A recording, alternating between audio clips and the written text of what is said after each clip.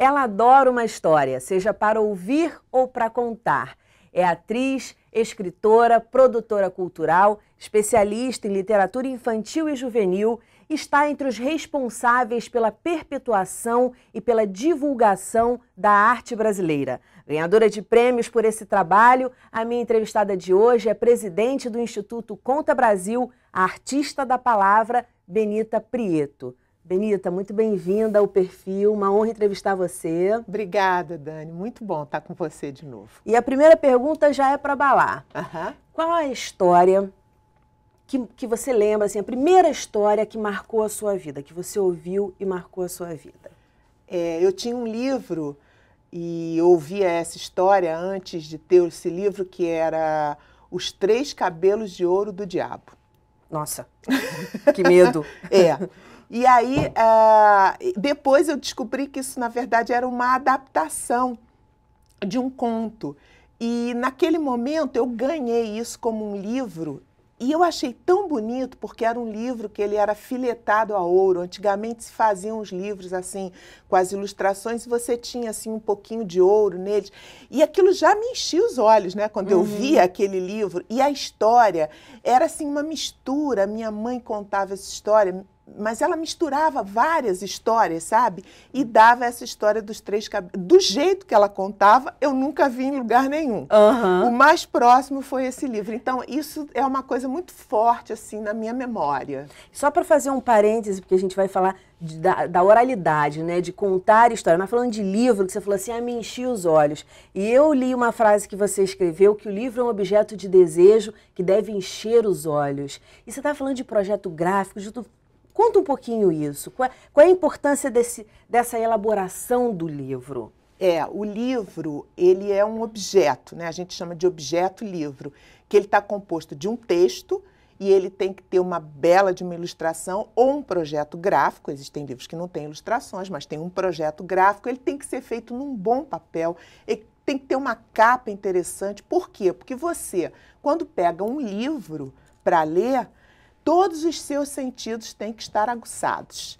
Então, você lê não somente pelo olhar, né, pelo texto, você lê também as outras coisas que compõem aquele objeto, né? Tem gente até que diz que cheira os livros.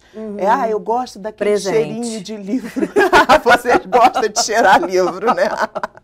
Eu gosto de sentir aquele cheirinho de livro novo. Ou então eu gosto de entrar num sebo e sentir aquele cheiro daquele livro que, de repente, tem tantas mãos passaram por ali. Porque também tem uma memória que já está impressa num livro que está num sebo e, ao mesmo tempo, um livro novo, obviamente que tem a tinta, que tem uma série de elementos. Então, é muito importante que quando a gente pense num livro e quando a gente olha um livro, ele efetivamente complete todos os nossos sentidos. Porque também quando a gente folheia, né, o livro, a gente sente aquele papel, olha só o tato aí você sente, nossa, esse é um papel bíblia. Né?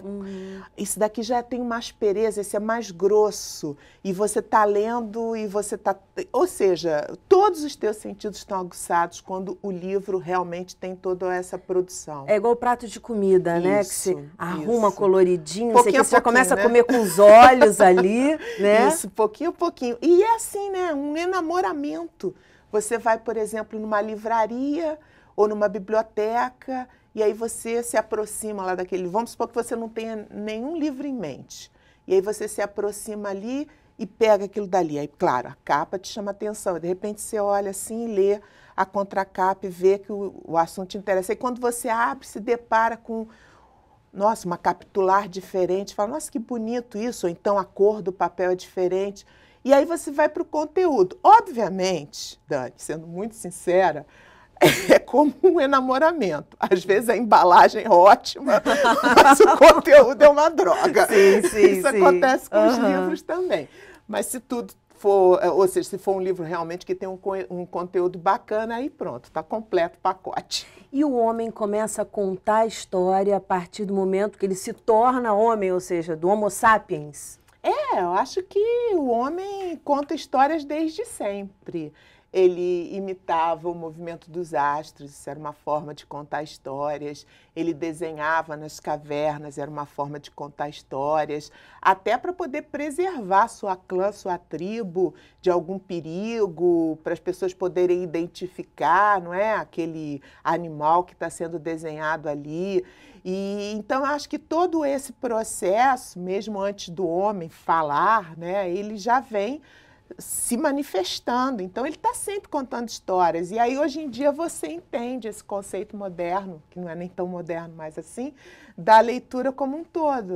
Tem tudo a ver com todo o nosso passado. A gente contava histórias desenhando, a gente contava histórias com o corpo, a gente contava histórias com os nossos grunhidos, depois com a nossa voz. Até para organizar as ideias, né? Claro, contar histórias organiza o pensamento, organiza a narrativa, organiza a estrutura dentro da gente. É como se a gente começasse a construir o nosso roteiro. Então você, uma criança que ouve histórias ou que lê histórias, ela começa a construir, né, seus princípios, então seu começo, meio e fim. Mesmo nesses tempos de internet, a gente precisa organizar as coisas, né? É isso, eu queria falar sobre isso com você. Logo no início, o homem contava histórias para se reunir, para interagir, para se entender, para perpetuar, para transmitir conhecimento. Depois, vamos já fazendo um salto, né? As histórias ficaram restritas às escolas, às famílias. E os contadores de história vêm ganhando cada vez mais força. Qual é a função social do contador de história numa sociedade em que você tem livros impressos e a internet? Exatamente porque o contador de histórias, ele é a ilustração do livro. Então, o contador de histórias, ele, através da sua voz, ele vai pegar aquele texto e vai colocar aquele texto na oralidade. Ou seja, ele é um facilitador de uma leitura. E também o contador de histórias é um artista, que ele também tem a função do entretenimento. Porque a história também é entretenimento. Senão a gente coloca um peso tão forte, né? Ai, as histórias de tradição, porque claro que as histórias têm tudo isso. Tem as histórias clássicas, os contos de fadas, que tem a sua função psicanalítica, tudo isso que um monte de gente já pesquisou. Mas tem também o outro lado de entretenimento. Não é maravilhoso quando a gente está, por exemplo, com um grupo, com a nossa família ou com um grupo de amigos em algum lugar, e as pessoas começam a contar histórias verdadeiras ou inventadas, de família ou ficcionais, ou contando livros. Não é tão legal quando você ouve alguém assim, sentar numa mesa contigo, tomando um café e dizendo: olha, Dani, eu li um livro tão legal que eu acho que vai te interessar. Sim. E começa a te contar um pedacinho daquele livro. Você, nossa, mas esse livro é muito bom. E você já pega lá o papel, já anota, já quer comprar, já quer ler, já quer pedir emprestado numa biblioteca. Ou seja, o contar histórias faz parte do nosso dia a dia. Essa é uma das explicações que você dá para essa força que os movimentos de contadores de história têm ganho nos últimos anos? A gente tem necessidade de recuperar a palavra e de possuir a palavra e de entender a palavra. O mundo, ele é muito confuso, digamos, ele tem muitos estímulos, mas a gente tem essa necessidade da palavra, porque a palavra salva, a palavra consola, a palavra alegra. Então, quando você vem com todo esse movimento, que a gente inclusive deixa muito claro que nós somos contadores de histórias urbanos. Somos pessoas que fomos à universidade ou não, pessoas que são artistas, atores ou não, mas somos urbanos. Por que essa diferença? Porque eu não posso, de maneira nenhuma, ter a pretensão de dizer que eu sou uma contadora de histórias popular. Contador de histórias popular é aquele camarada que está lá no interior e ele tem uma vivência e uma maneira de contar que é muito diferente da minha. Eu aprendi a contar histórias, ele já sabia. É como se isso passasse intuitivamente de uma geração para outra geração, né? Como se fosse um ofício. Agora você fala uma coisa da palavra, né? Então, a palavra, ela está na internet também. Claro. Mas tem uma frase do Roland Barthes, que é um filósofo francês, que fala que quando a palavra passou da oralidade para a escrita, mais ou menos assim, não, que quando os livros foram impressos, perdeu-se o grão da palavra.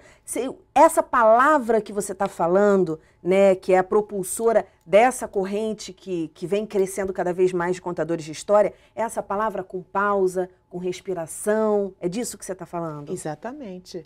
É essa palavra viva, é essa palavra que salta, porque é muito diferente quando você lê um livro, mesmo que seja uma história que você ouviu contada e que você leu, a tua relação com essa história será diferente. Por isso que você está falando, quando eu estou vendo alguém contar uma história, eu estou vendo não só o conteúdo daquela história, que está me emocionando, de qualquer maneira, me faz rir, me faz chorar, seja lá o que for, mas ao mesmo tempo também eu estou sentindo a leitura que aquela pessoa faz daquela história. Porque a gente sempre faz uma opção na hora que a gente conta uma história. Por isso que às vezes é engraçado você ver a mesma história contada por contadores diferentes. Porque vai depender do quê? De como ele entende aquela história. Da leitura dele. Da leitura dele. E aí, quando você pega o livro, se é a mesma história, aí você vai ter o quê? A sua leitura, porque aí é o seu imaginário com aquele texto que está ali plasmado naquele livro. Então, vejam que são ações diferentes, que não